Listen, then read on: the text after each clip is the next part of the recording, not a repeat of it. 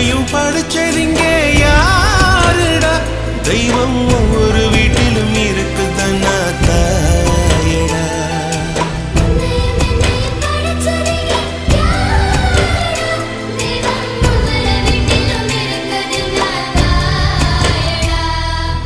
ஆசைப்பட்ட எல்லாத்தையும் காசிருந்தா வாங்கலாம்